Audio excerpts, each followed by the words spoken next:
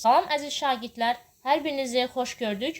Bugün sizlər üçün fizika 7-ci sinif dərsində verilən sürət dərsində öyrəndiklərinizi tətbiq edin. Həmçinin öyrəndiklərinizi yoxlayın hissəsində olan sualların izahını verəcəyəm. Sualların izahına keçməmişdən öncə YouTube kanalımıza abunə olmağı unutmayın ki, digər dərslərində izahları gəldikdə xəbərdar olasınız. Gəlin başlayaq birinci sualdan. Şərtdə deyilir ki, avtomobil Bakının Bibiheybət qəsəbəsindən Zığ qəsəbəsinə qədər 22 kilometr yolu 25 dəqiqəyə qət etdi. Yola görə sürəti hesablayın. Fikir versəz, yolumuz verilib. 22 kilometrdir. Yol el hərfi ilə işarə olunur və skalyar kəmiyyətdir. Deməli, onu yazacağım ki, el bərabərdir 22 kilometr. Biz bilirik ki, 1 kilometr 1000 metrə bərabərdir. Onda mən 22 kilometr neçə metrlə ifadə etmək istəyirəmsə də, bu zaman 22-ni vurmalıyam 1000-ə. O da olacaq 22.000 metr. Sonra deyək ki, 25 dəqiqəyə qət etdi. Zaman da verdi deməli bizə burada. Zaman da T hərfi ilə işarə olunur. T də bərabərdir, yazırıq 25 dəqiqə. 1 dəqiqəmiz biz bilirik ki, 60 saniyədir. Bu zaman dəqiqədən saniyəyə keçəndə deməli 60-a vurmalısınız. 25 dəqiqəni saniyə ilə ifadə etmək istəyirəmsə 25-i vuracağım 60-a. Bu da bərabərdir. Sıfırınızı yazaq. 6 vuraq 5 olacaq 30. 0 yazaq 3 yadda. 6 dəfə 2 12. 3 də yaddaydı oldu 15. Deməli 25 dəqiqəmiz 1500 saniyədir. Deyirsiniz niyə kilometrdən metrə, dəqiqədən saniyəyə keçdim? Mən burada məsələdə beynəlxalq vahidlər sistemi ilə işləmək istədim. Hansı ki əsas vahidlərlə işləmək istədim. Siz kilometr bölək dəqiqə ilə də işləyə bilərsiniz. Amma ki, metr bölək saniyə ilə də işləsək doğrudur cavab. Yenə də. Buradan indi bizdən yola görə sürət soruşduğu üçün, yola görə sürət biz bilirik ki, V bərabərdir. El bölək T düsturu ilə hesablanır. Hansı ki, yolun zaman nisbətinə bərabərdir. Yolumuz 22.000 metrdir. Zamanımız T'miz 1500 saniyədir. Yerinə yazırıq. Burada gördüyünüz kimi sıfırlar gedəcək. 220 bölək 15-i tapmalısınız. Bu da mənə verəcək. 22-ni 15-ə böləndə 1 düşür. 1 dəfə 15, 15 edir. Deməli, 7 qalıq qalır da. 70-i də 15-ə böləndə neçə düşəcək? 4 düşəcək, əlbəttə ki. 4 dəfə 15, 60 edir. Deməli, 10 qalıq qaldı. 14 tam 15-də 10 metr bölək saniyə aldıq. 15-dən 15-ə də ixtisar gedir. İxtisar olunmuş versiyasında yaza bilərsiniz. Yəni, doğrudur. Yola görə sürət tapdıqdan sonra, indi B variantda deyir ki, xəritədən istifadə edən qəsəbələr arasındakı məsafəni hesablayıb, yer dəyişməyə görə sürəti tapın. Baxın, hansı ki, əgər ki, yer dəyişməyə görə sürət tapmaq istəyirəmsə, mən yer dəyişməni bilməliyəm.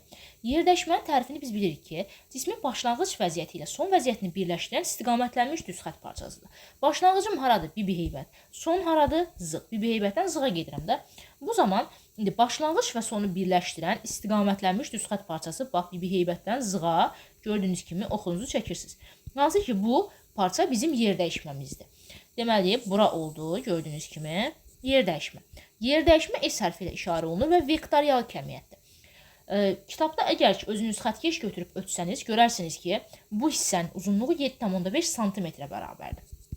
Bəs mən bilirəm axı, Bibiheybət ilə Zığ arasındakı məsafə kilometrdən də uzun məsafədir.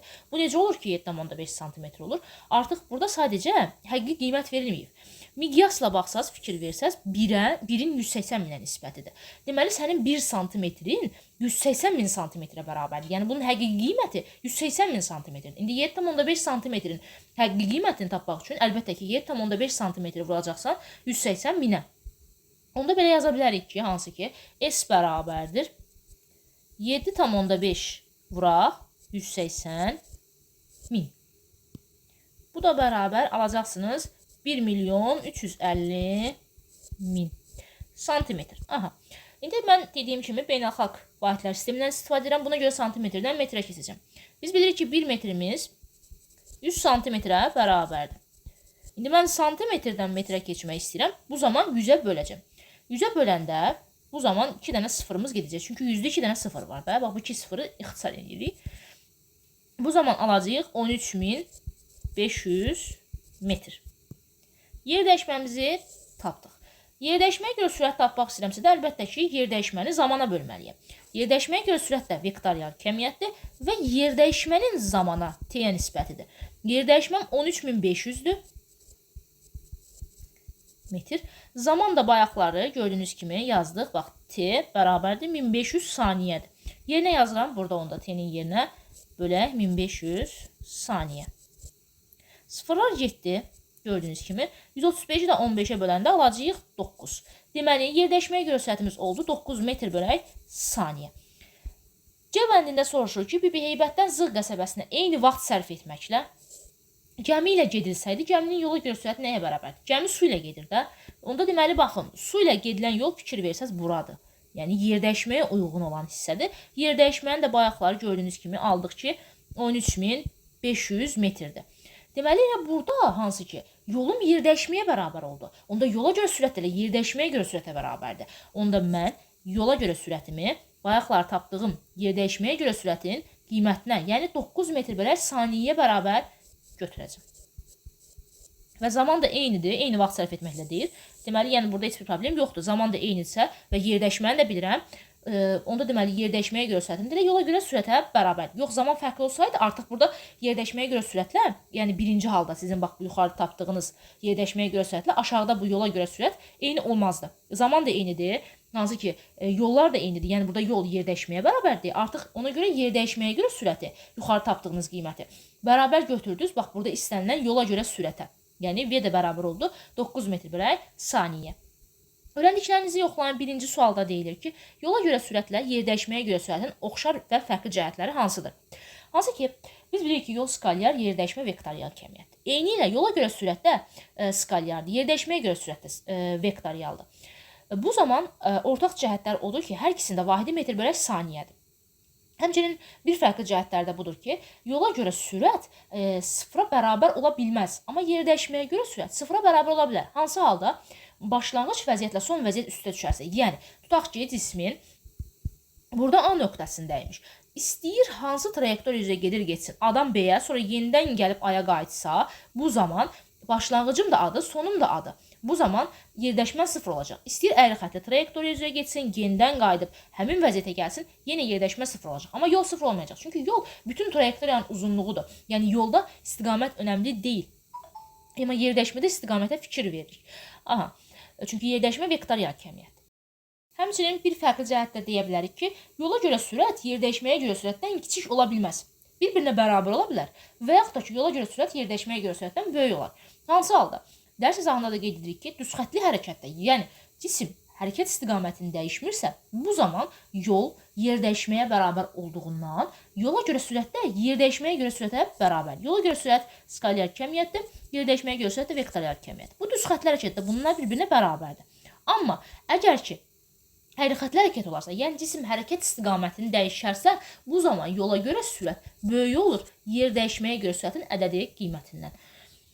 İkinci sualımıza baxaq. Yola görə sürət yerdəşməyə görə sürətin ədədi qiymətindən kiçik ola bilərmi? Cavabınızı əsaslandırın. Baxın, bayaqlarda qeyd etdim ki, bərabər ola bilər, böyük ola bilər. Heç vaxt yola görə sürət yerdəşməyə görə sürətin ədədi qiymətindən kiçik ola bilməz. Gəlin, bir dənə nümunə ilə sizə burada göstərim. Bu hissəni silirəm.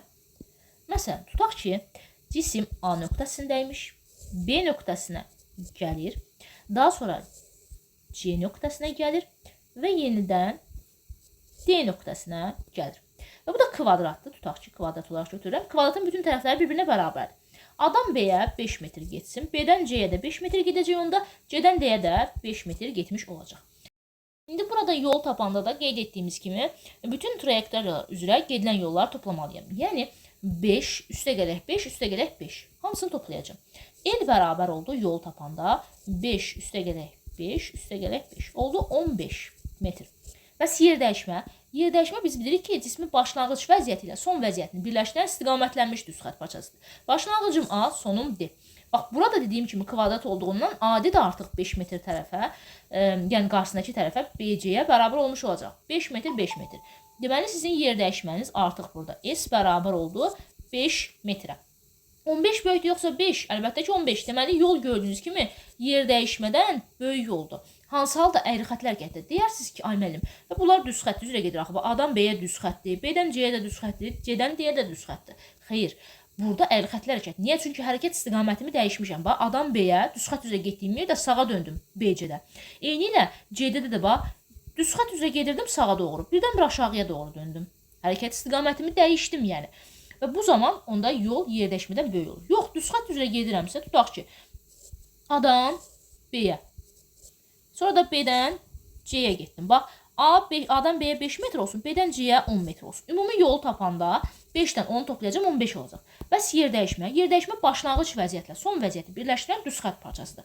Başlanğıcın A, sonun C. A ilə C-nin arasındakı məsafə ilə 5-dən 10-un cəmidi də yenə 15-dir. Gördüyünüz kimi düz xəttli hərəkətdə hərəkət istiqamətimi də dəyişmədim və yol yerdəyişməyə bərabər olmuş oldu. Yəni bunları qarışdırmayın. Üçüncü suala baxaq. Sınaqdan keçirilən robot əvvəlcə A nöqtəsindən 240 metr düz xətt üzrə, sonra isə radiusu R bərabərdir 42 metr olan yarımçevrə üzrə hərəkət edərəkdən B nöqtəsinə çatdı. Sonra o B nöqtəsindən düz xətt üzrə A nöqtəsinə qayıtdı və bütün yola 50 dəqiqə vaxt sərf etdi. Pini də 3 qəbul edin deyir. Əvvəlcə gəlin şərti analiz edək. Bax, deyir ki, A nöqtəsindən 240 metr düz xətt üzrə. Bax, gəldi A nöqtəsindən düz xətt üzrə 240 metr məsafə qət etdi. Sonra isə radiusu 42 metr olan radius verilib. Bax, 42 metrdir. Olan yarım çevrə üzrə hərəkətdə B nöqtəsinə çatdı. Bax, bu çevrə üzrə gəldi, B nöqtəsinə çatdı. Sonra o B nöqtəsindən düz xətt üzrə A nöqtəsinə qayıtdı. Yəni, B nöqtəsindən qayıtdı düz xətt üzrə A nöqtəsinə. Və bütün yola 50 dəqiqə vaxt sərf etdi. Zaman oldu, temiz bərabər oldu 50 dəqiqəyə. Pini 3 qəbul edən robotun yola görə sürətini tapın. Yola görə sürət tapmaq üçün əlbəttə ki, yolu bilməliyəm. Yola baxaq. Bax, adam gördüyünüz kimi, gəlin buraya bir C nöqtəsi deyək. Adam C-yə gəldi 240 metr. Sonra C-dən B-yə getdi. Yarım çevrə üzrə getdi. Və mən demişdim ki, bundan əvvəlki dərsdə, hansı ki, çevrənin uzunluğu C bərabərdir 2pi R-dir. Bunu riyaziyyatdan bilirik. Bu, əlbəttə ki, hansı ki, bu cisim C-dən başlayıb, yenidən C-yə gəlsəydi çevrənin uzunluğu qədər gedərdi də. İndi çevrənin yarısını gedib. Deməli, bu çevrənin uzunluğunun yarısını gedib də. Yəni, sən artıq bu 2pi R-i bölməlisən 2-yə ki, görüm nə qədər yol gedib C-dən B-yə. Çevrənin yarısını. Böl 2-yə, 2-lər getdi, pi R qaldı. Pi 3-dür, radiusumuz 42-dir. 3 vuraq 42. O da olacaq 3 dəfə 2, 6, 3 dəfə 4, 12. 126 metr. Deməli, sənin, hansı ki, bax, bu C-dən B-yə yarım çevrə üzrə getdiyin yol 126 metrdir. Sonra isə deyir, B-dən yenidən qayıdır hara? A-ya. B-dən C-yə, bax, bu düz xətt üzrə məsafə nəyə bərabərdir? Çevrənin diametrinə. Bu isə çevrənin diametridir. Çünki, bax, bura radiusumdur, R qədərdir. Burada radiusumdur. 2R də bizə nəyi verir? Diametri verir. Deməli, R oldu bu hissəmiz. Onda B-dən C-yə düz xətt üzrə getdiyim yol artıq bu hissə oldu 2R. 2R-də tapanda olacaq radiusum verilib 42 metrdir. 2 vuraq 42.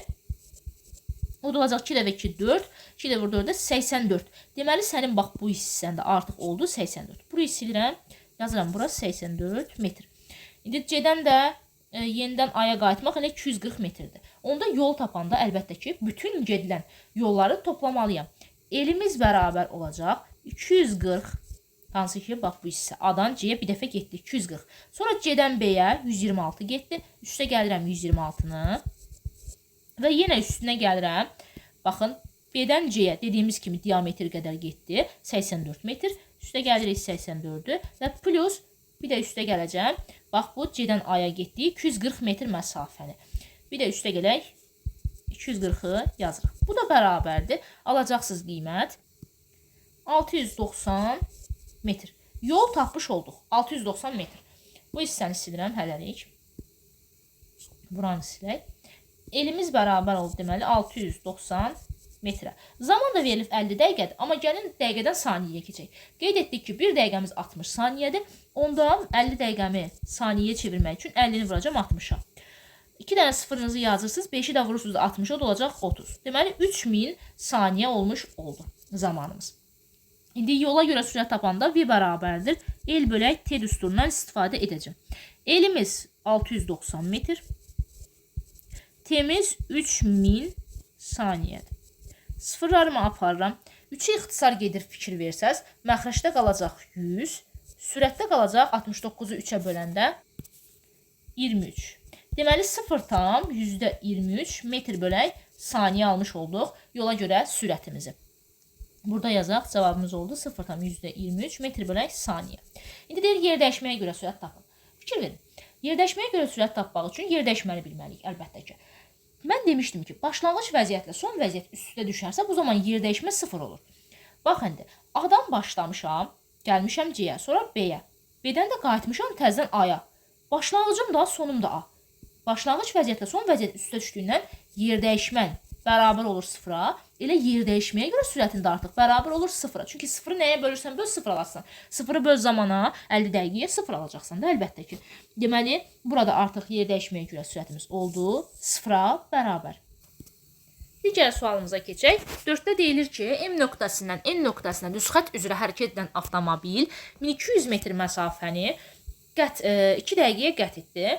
Onun yola görə sürətini və yer dəyişməyə görə sürətini tapın. Fikir verin, M nöqtəsindən N nöqtəsinə düz xətt üzrə deyir. Hərəkət istiqamətini dəyişməyib. Bu düz xətt üzrə gedib. Bayaqlarda burada bir nümunə göstərdim ki, cisim bax düz xətt üzrə gedib və hərəkət istiqamətini dəyişməyib. Bu zaman qeyd etdik ki, yol elə yer dəyişməyə bərabərdir. Onda burada yol yer dəyişməyə bərabərdirsə, elə yola görə sürət də yer dəyişməyə görə sürətə bərabərdir. Yəni sən V bərabərdir L bölək T-dən həm yola görə sürətini, həm də yer dəyişməyə görə sürətini tapmış olacaqsan. Fikir ver, 1200 metr məsafə qət etdi. Deməli, sənin yolun verildi 1200 metrdir. Yerinə yaz 1200 metr. 2 dəqiqəyə, yəni zaman verildi 2 dəqiqədir. Amma saniyə ilə ifadə edək. Biz bilirik ki, 1 dəqiqəmiz 60 saniyədir. Onda 2 dəqiqəmiz də olacaq. 2 vuraq 60, 120 saniyə. Sıfırlar getdi, 120-ni 12-yə böləndə alacaqsınız 10.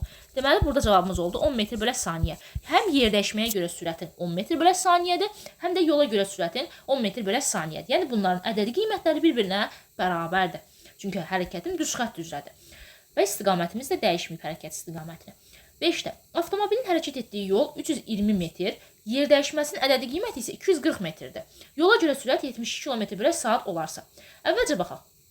Yolum 320-dir, L bərabərdir 320 metrdir. Yola görə sürətim verilib. V bərabərdir 72 km bölək saatdır. Yenə kilometrdən metrə keçəcəm və saatdan saniyəyə keçəcəm. Əsas vahidlərlə işləyəcəm. 1 kilometrin 1000 metrdir. Onda 72 vuraq. 1 kilometrin yerinə yazıram 1000 metr. 1 saatın 3600 saniyədir. Çünki 1 saatımız bərabərdir. Biz bilirik 60 dəqiqədir. 1 dəqiqəmdə 60 saniyə olduğundan 60-ı vuracam 60-a. O da olacaq 3600. Deməli, 1 saatım gördüyünüz kimi 3600 saniyə oldu. Onda saatın yerinə elə 3600 saniyəni burada yazdım. Sıfırlar gedir gördüyünüz kimi sürətdən. Məxrəcin 2 sıfırı gedir. 72 36-ya bölünür. Məxrəcdə bir sürətli qalır 2. 2 vuraq 10. Bax bu 2-ni vurursunuz 10-a. O da olacaq 20. Deməli, bizim yola görə sürətimiz oldu 20 metr bölək saniyə. Bu hissəni silirəm aşağını. Aha. Sənin nə istəyir? Yer dəyişməyə görə sürətin ədədi qiymətini tap. Yer dəyişməyə görə sürətin ədədi qiymətini tapmaq üçün mən bilirəm ki, düsturum V bərabərdir S bölək T-dir. Yer dəyişməm var. 240 metrdir. S bərabərdir 240 metrdir. Bəs zamanın yoxdur axı. Zaman nədən tapacam? V bərabərdir L bölək T düsturundan. Buradan T-ni tapanda hansı ki, bax, T ilə elə bil V-nin yerini dəyiş. T bərabər olacaq L bölək V-yə. Aha. Bu zaman L-in 320 metrdir. V-miz 20-dir. 320-ni 20-yə böləndə 32-yə 2-yə böl, sıfırlar gedir, qalır 16. Deməli, zamanın oldu 16 saniyə. Bu qədər. Aha. Sonrasında isə indi yer dəyişməyə görə sürət tapanda V bərabərdir S bölək T-dən 240 S-i yerinə yazırsan, T-yə də bayaqları tapdıq 16 saniyə. 240-ı onda böləcəksən 16-ya. Burada da 4-ə ixtisar gedir. Burada qalacaq 60. Sürətdə. Məxrəcdə qalacaq 4. 60-ı da 4-ə böləndə qalacaq 15. Deməli, sənin yer dəyişməyə görə sürətin olmuş oldu 15 metr bölək saniyə. Bu da oldu bizim yer dəyişməyə görə sürətimizin ədədi qiyməti. Beləliklə, əziz şagirdlər, sizlər üçün bu dərsdə olan sualların izahını verdim. Ümid edirəm ki, izah sizlər üçün aydın oldu. Əgər ki, videodan yararlandınızsa da kanalımıza abunə olmağı və videonu bəyənməyi unutmayın. Digər videolarda görüşənədək özünüzə yaxşı baxın, sağ olun.